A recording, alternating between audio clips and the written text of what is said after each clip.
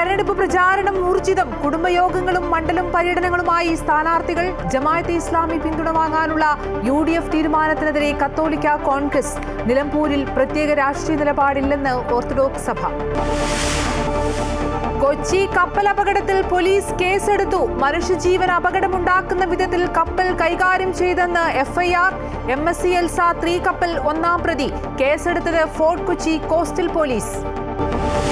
ശശി തരൂരിന് മുന്നറിയിപ്പുമായി കോൺഗ്രസ് നേതൃത്വം. പാർട്ടിയെ വെട്ടിലാക്കുന്ന പ്രസ്താവന പാടില്ല. വിദേശ പ്രതിനിധി സംഘത്തിലെ മറ്റംഗങ്ങൾക്കും മുന്നറിയിപ്പ്.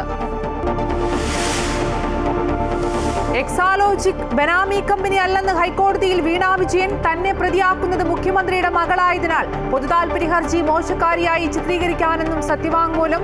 ED ഉദ്യോഗസ്ഥർ പ്രതികളായ കൈക്കൂലി കേസിൽ വിജിലൻസിന് ഹൈക്കോടതി വിമർശനം. കേസ് ഡയറി ഹാജരാക്കാൻ നിർദ്ദേശം. താമരശ്ശേരി ഷഹബാസ് വധക്കേസിൽ കുറ്റാരോപിതരായ 6 വിദ്യാർത്ഥികൾക്ക് ജാമ്യം അനുവദിച്ചു ഹൈക്കോടതി. അന്വേഷണവുമായി സഹകരിക്കുമെന്ന് മാതാപിതാക്കൾ സത്യവാങ്മൂലം നൽകണം. സാക്ഷികളെ സ്വാധീനിക്കാൻ ശ്രമിക്കരുതെന്നും രാജ്യം വിടരുതെന്നും ജാമ്യ വ്യവസ്ഥകൾ.